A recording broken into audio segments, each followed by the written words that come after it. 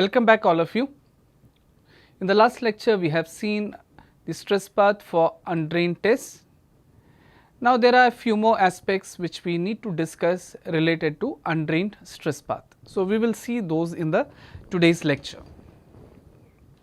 So stress path and undrained strength. So this is the first one where we will try to obtain the expression for undrained shear strength based on the stress path. And this we have already done this for drained stress path. Towards the end of those lectures we have already derived it for drained stress path. So similarly for undrained stress path, let us try to derive it. Now slope of undrained ESP, let us say we are taking TSS dash plot is 1 by 1 minus 2 AF. Now these are familiar to all of you. Now considering constant A value at failure, okay, so that is how we obtain this expression. Let the initial condition be T naught S naught dash. So let us consider TSS dash plot, and this is a general case where even the cohesion is also accounted for. This intercept is nothing but the cohesion. In TSS dash plot, this will be A dash. So this will be A dash cot alpha dash, and alpha dash is the inclination of the failure line, and all these things are familiar to us now. So the starting point or the initial condition is T naught S naught dash.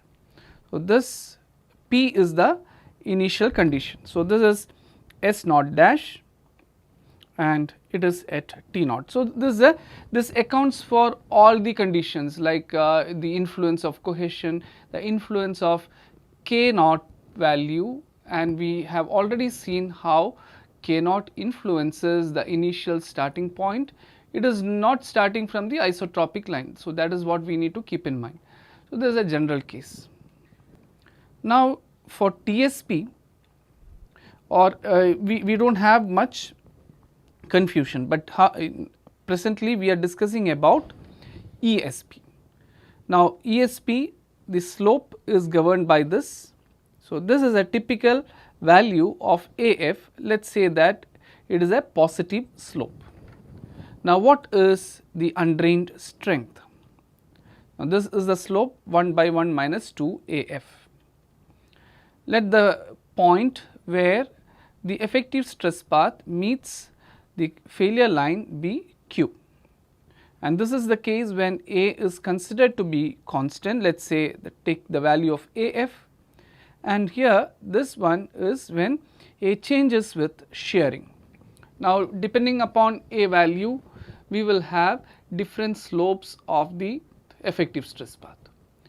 We have seen one particular case where A is equal to when AF is substituted by 0.5, we see that it is vertically upwards. Similarly, there is some value of AF. What we need to see is whether this is a positive slope or a negative slope. So the moment AF takes the value of 1, for example, we will have 1 minus 2, which is minus 1. So there will be a negative slope in this particular direction. So here let us say that AF is such a value that it gives a positive slope. Whatever be, it is going to be the same. Whatever we are going to study or whatever we are going to explain here, that remains more or less the same procedure. So now this is TFU. Now what is the implication of TFU? TFU, we know that it is the radius of Mohr circle, and radius of Mohr circle gives the undrained shear strength SU. I hope you remember this point, and that is the reason why we have spent a lot of time describing shear strength characteristics. So if you do not understand that, it is very difficult to correlate how TF represents undrained shear strength. So it is one and the same.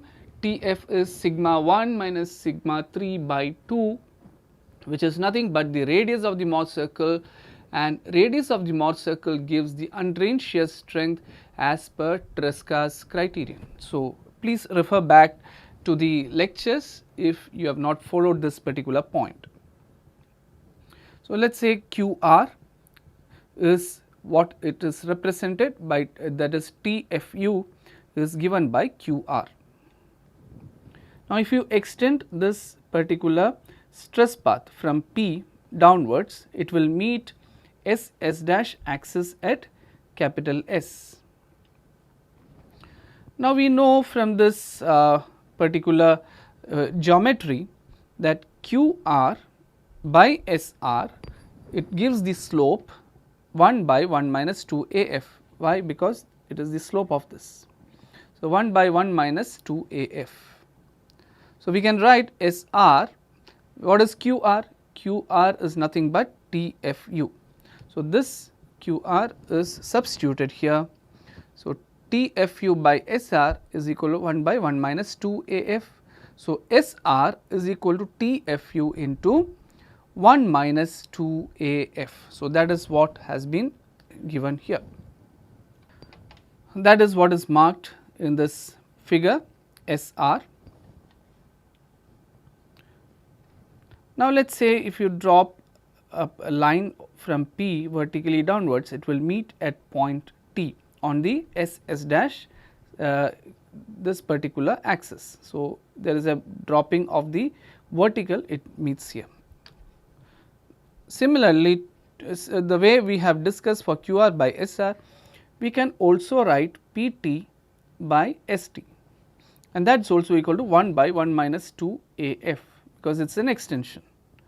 If that is the case, ST can be written as this distance is nothing but T naught into 1 minus 2 AF. So, ST also we got. So, we have got now SR and ST. Now, we can also write tan alpha dash is equal to QR by UR, again from the geometry. Now, if you substitute it, QR is TFU, this one, and so tan alpha dash is equal to TFU divided by UR. Now, what is UR? UR, you can see that this is this distance U naught plus OS then plus SR. So, if you sum it, you will get this whole distance UR. Now, this is known A dash cot alpha dash, but the next distance is up to S naught dash, that is up to the point T. So, S naught dash is known, and this ST is also, we have got the expression. So, that minus ST will give you the point where this S plus SR will give you UR. So, that is what is done here. So, A dash cot alpha dash comes from here plus S naught dash, it reaches here, minus this distance T naught into 1 minus 2 AF plus SR, that is TFU into 1 minus 2 AF. So, this distance is also known. Now, if you multiply denominator to tan alpha dash, we get TFU is equal to A dash into cot alpha dash into tan alpha dash is 1. So, that will give you A dash plus S naught dash tan alpha dash minus T naught 1 minus 2 AF tan alpha dash plus TFU tan alpha dash 1 minus 2 AF. If you rearrange again, we can take TFU to one side. So, that will give you TFU into, if you take it outside, 1 will come from here, minus, when you take this on the other side, it will be minus 1 minus 2 AF tan alpha dash, that is equal to this particular term which comes here. So, we will get the expression for TFU, which is what we want, and that TFU is then equal to A dash plus S naught dash tan alpha dash minus T naught into 1 minus 2 AF tan alpha dash divided by this term come on the denominator, that is 1 minus 2 AF tan alpha dash. So, this is the required expression for TFU. Now, if you substitute for, we already know that A dash and alpha dash is correlated to Mohr Coulomb shear strength parameters. So, let us see what expression we get. Now, this is the same expression for TFU. We know tan alpha dash is equal to sin phi dash and A dash is equal to C dash cos phi dash. So, this is known to us. So, then TFU is equal to, let us substitute for A dash, which is C dash cos phi dash plus S naught dash sin phi dash. So, tan alpha dash gets replaced by sin phi dash. So, this is what minus T naught 1 minus 2 AF instead of tan alpha dash sin phi dash divided by 1 minus 2 AF instead of tan alpha dash sin phi dash. Now, if you divide this, the numerator and denominator by sin phi dash, because that is a common term. So, then we will get TFU is equal to C dash cot phi dash, that is cos phi dash upon sin phi dash, plus S naught dash minus T naught 1 minus 2 AF, 1 by sin phi dash is cosec phi dash, minus 1 if you expand the bracket, plus 2 AF. Okay. So, this is the expression for TFU in terms of Mohr Coulomb failure envelope parameters. That is what is the expression for undrained shear strength TFU. Now, let us take a case of a sample which is sampled from the field, soil which is sampled from the field. We know that we have already seen that there will be a negative pore water pressure of minus UI. This we have already seen when we discussed about sampling of soil from the field. Now, this initial pore water pressure, what is the effect of this? This result in initial effective stress SI dash is equal to minus UI. What is the implication of this? And this initial pore water pressure helps the soil to be intact. So, minus SI dash, that is the initial effective stress, is equal to minus UI, and UI is generally taken as the mean effective stress when it was sampled. When in the field, what is the mean effective stress? That is equal to UI. Okay. So, UI is equal to minus of sigma V naught dash. Sigma V naught dash is the mean effective overburden pressure, plus 2 sigma H naught dash, where sigma H naught dash is the confining or the lateral pressure, divided by 3. So, there is a mean effective stress. So, UI expression is equal to mean effective stress. For a saturated sample which is subjected to cell pressure, there will be a corresponding increase in U. So, that what it means is that we mount the sample. So, there is an initial effective pressure which is attributed to the sampling in the field, and when you raise the deviator pressure under undrained condition, there will be an equivalent increase in the pore water pressure, and hence there is it is not going to change the initial effective stress condition. So, that is what this particular statement means. So, there is no change in mean effective stress.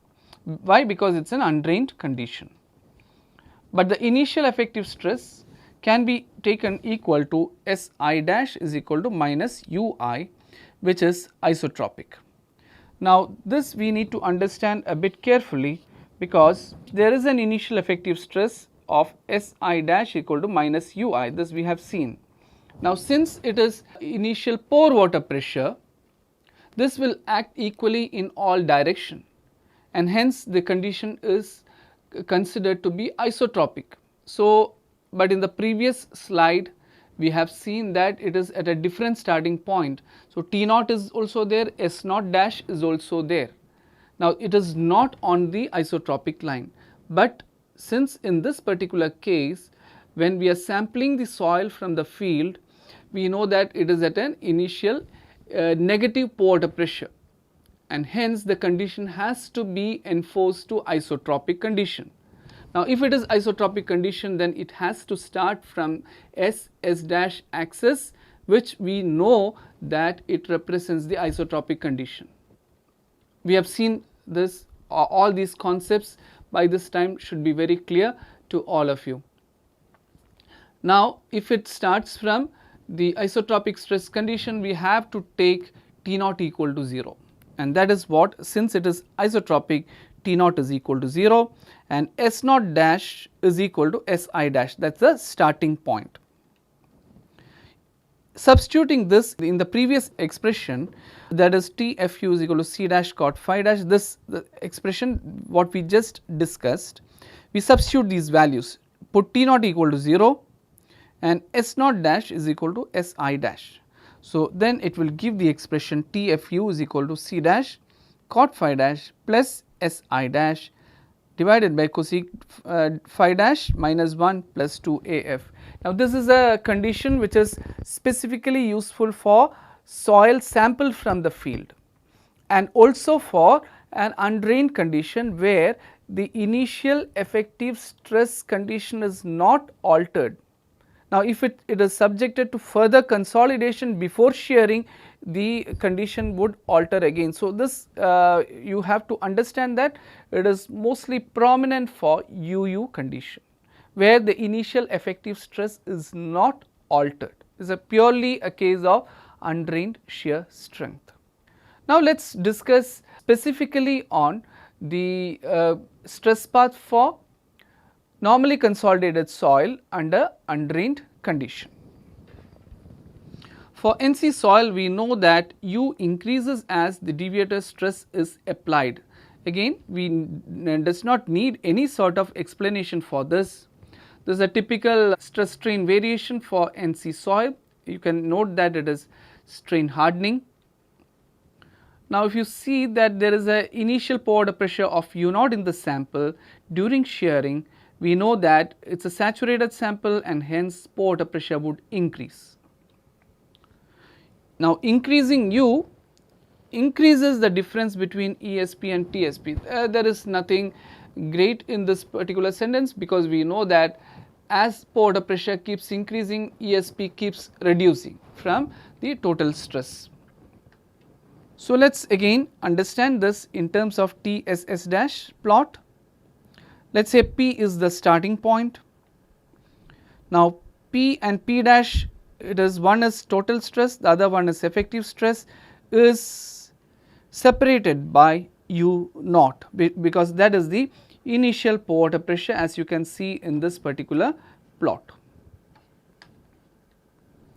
Now, for total stress path, that is, if you draw total stress path from P, now what will be the slope in TSS dash? This is a case of conventional compression test, and we know that in conventional compression test the slope is going to be positive 1, that is 45 degrees. So, that is what is shown here, and this is TSP, that is the total stress path. Now, PQ represents TSP. Effective stress path, we know that because of 1 by 1 minus 2 AF, this is a typical condition where it is moving towards the KF line. For example, in the case of if AF is equal to 1, it is equal to negative 1 will be the slope. So, P dash Q dash represents the effective stress path. Now, let us try to understand this particular figure more in detail. Now, let us say like this line is parallel to PQ and this is separated by U naught. Now, then only we will be able to know, like, there is an initial pore water pressure of U naught. During shearing, what will be the kind of pore water pressure that gets generated?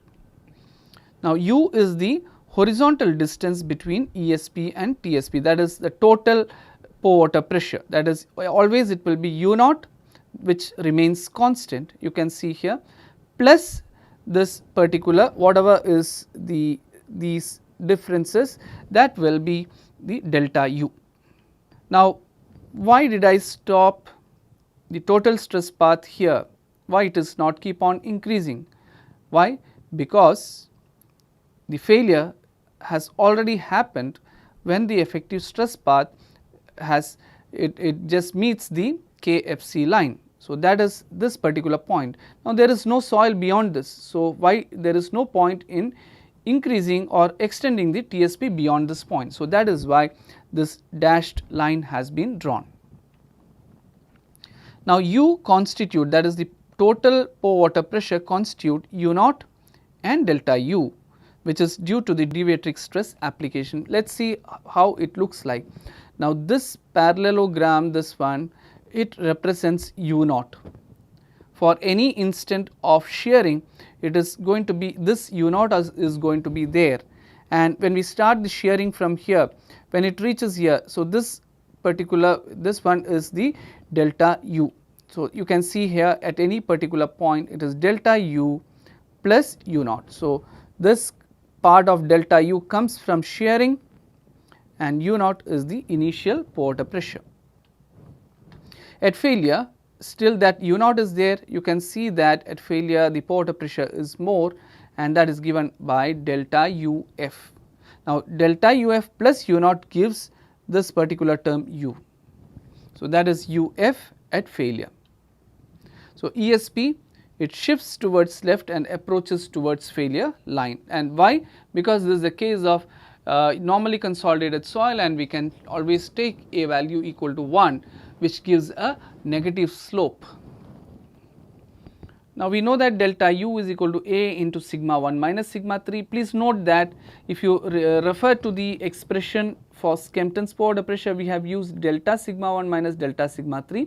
Here we are just writing it in a general term, just to make us understand like where T is going to come here. So, you can write delta U is equal to A into 2T, where T is sigma 1 minus sigma 3 by 2. So, this will be 2 of T. So, A can be written as delta U upon 2T. So, it is just for our understanding, like AF is equal to delta UF upon 2T. That is where T is going to come, because when we discussed Skempton's pore water pressure equation, we did not have to actually tell about T parameter there. So, here we are just writing for our understanding, and delta sigma 1 minus delta sigma 3 still holds good. Here it is only to make you understand how the T comes into picture. Now, if you see this in QPP dash plot, I am telling about undrained stress path for normally consolidated soil. Slope of TSP is 3, which we know, which we have already seen, and that is not going to change. This is the TSP, which is given by PQ with an inclination of 3. Why it is 3? Because it is conventional triaxial compression test. And slope of ESP is equal to 3 upon 1 minus 3A, we know this. Now, there is something interesting fact which comes out of this expression. Now, for elastic behavior of soil, A is equal to 1 by 3, this we have already seen. Now, if you substitute A equal to 1 by 3 in this expression, we know that that is going to be infinity. That means delta P dash is not going to change during shearing. For what condition? We need to understand this very carefully. 3 by 1 minus 3AF or 3A in general is the slope of effective stress path in QPP dash, because this particular understanding is useful when we discuss critical state soil mechanics. So, 3 by 1 minus 3A is the slope of effective stress path when it is drawn in QPP dash plot. A is equal to 1 by 3, we know, for elastic behavior, that comes from the derivation of Skempton's pore water pressure equation. Now, if you substitute A equal to 1 by 3, we know that the slope of effective stress path is going to be vertical. Is it going to be vertical till the failure line? No. It is going to be vertical so long as the soil behaves elastically, that is the initial portion of shearing. At some point of time, soil would yield. So, the behavior it changes from elastic to plastic behavior after yielding. So, the value of A equal to 1 by 3 ceases there. So, it is vertical only till the point the soil yields. So, that particular aspect we will see here from P dash. So, this till yielding ESP will be vertically upwards. So, this information is very important for critical state.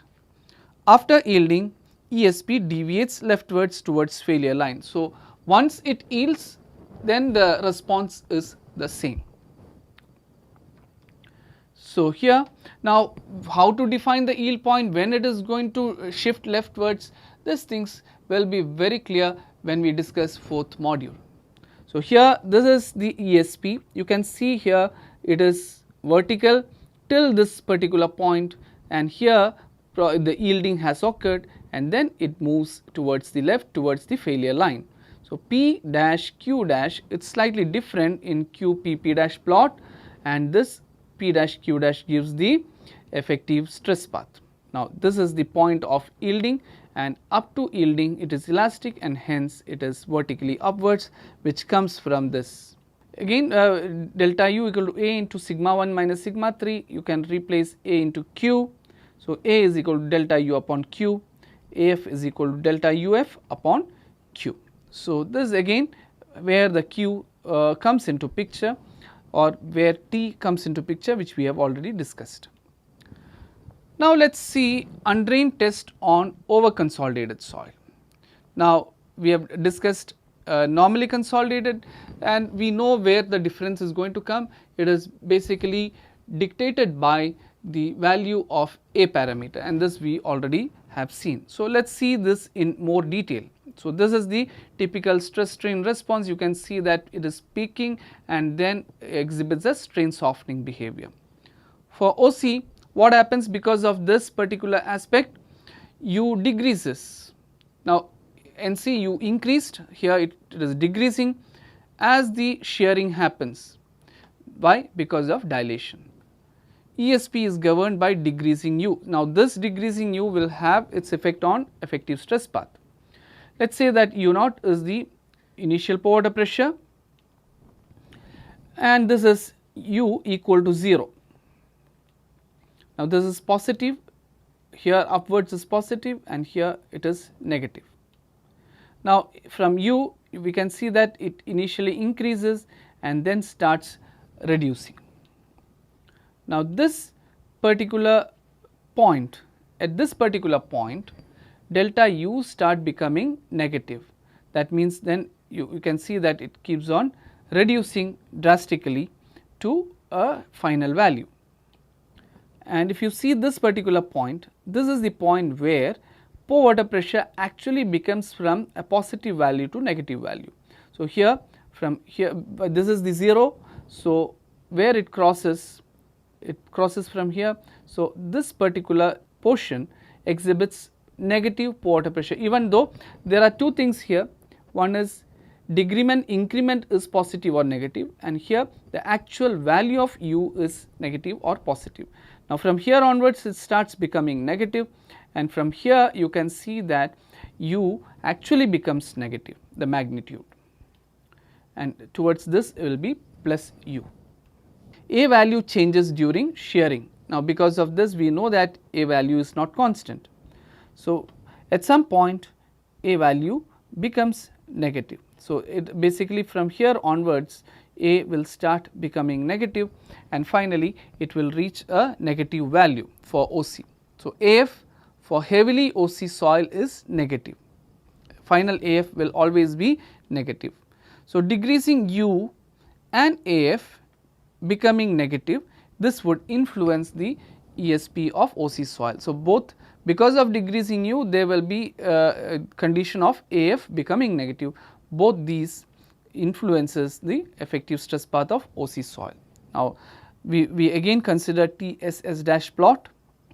This is the TSP, which is PQ as like in the previous case, and that is not going to change. The starting point is, because there is initial pore water pressure, it is at P dash. ESP of OC soil shifts towards right. Why? Because of decreasing U. So, let us say this parallel line P dash, this line is dash line, it is extending, and from P dash we can see that there is a ESP curve that is shifting towards right. Initially it was for NC, it is towards left, now it is towards right. So, this is the ESP. You can see that at one particular point this ESP crosses this particular point. So, this is the initial pore water pressure which is there in the sample. Now, what is actually happening? The final pore water pressure is becoming less than the initial pore water pressure. So, point R is the 0 U change. So, here this particular point R means there is no change in pore water pressure, because it comes from here and it reaches here and then comes down. So, there is the change in pore water pressure at this particular point is 0 and then it becomes negative. So, here it will be positive, from here it crosses and then here it will be negative. So, this particular portion, this final U is less than the U naught. So, point of 0 delta U, or where U start becoming negative. So, that is the point R. Now, P dash Q dash represents the effective stress path. So, this particular value is the delta UF, and that is negative delta UF. From in the case of NC, what has happened? Since this is joining on the other side, we have U naught plus delta UF, whereas in the case of OC we have U naught minus delta UF. So, this U naught minus this value. So, that is the final point Q dash.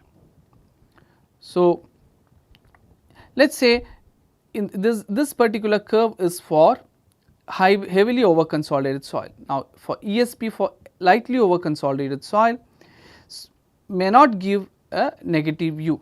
So, in the case of HOC it gives a negative value, whereas for LOC it may not be negative, but it is still, it is inclining towards right, but it is not crossing U naught. That means, this particular value, the final U value is U naught plus this value, not minus. So, final U of LOC does not fall below U naught. So, it is in this particular case it is falling below U naught, whereas in lightly over consolidated it is generally it is U naught plus this particular increment.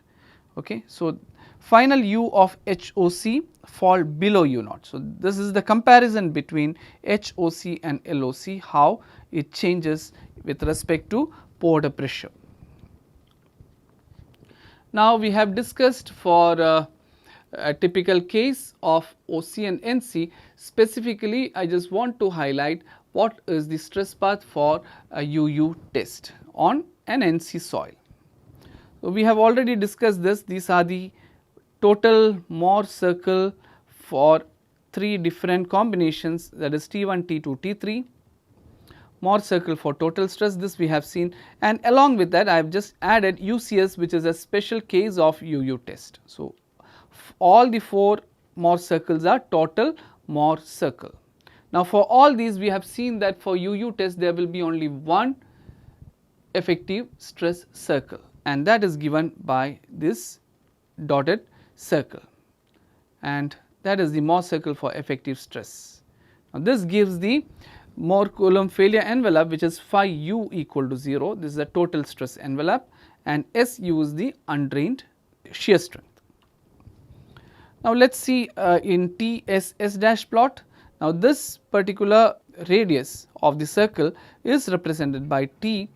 So, in KFC is this one and sin phi dash is the slope. You have total stress envelope, SU is the same thing. So, it is SU. Now, this corresponds to the Mohr circle T1. So, this is the stress path, which is total stress path, which is T2 and T3. And in the case of UCS, it has to start from 0, and this is at 45 degrees because it is in TSS dash plot, and this gives T naught, which has to be starting from the origin. And this is the effective stress path. You can see that this effective stress path is at the meeting point of undrained strength and the drained strength, that is KFC equal to sin phi dash. You remember when we discussed about UU test, we have shown that one cannot draw the effective stress envelope from UU test, because we have only one effective stress circle. But if we know phi dash, then one can always draw a tangent to the effective stress circle. For example, if you have it here, we can always draw a kind of failure envelope corresponding to this, but for this we have to know what is the value of phi dash. Now, if the phi dash is known, KFC can be drawn and the effective stress path will meet at this particular point. This is the effective stress path corresponding to UU test, but that will be at the meeting point of KFC and the total stress envelope. Okay, and this slope is 1 by 1 minus 2a. That is all related to some additional cases of undrained shear strength and the stress path representation. We will just do a quick example for finding out the undrained shear strength from whatever we have learned. What is given? Undisturbed soil is sampled from a depth of 5 meter in a soft lightly over consolidated clay, for which coefficient of lateral earth pressure at rest is 0.7.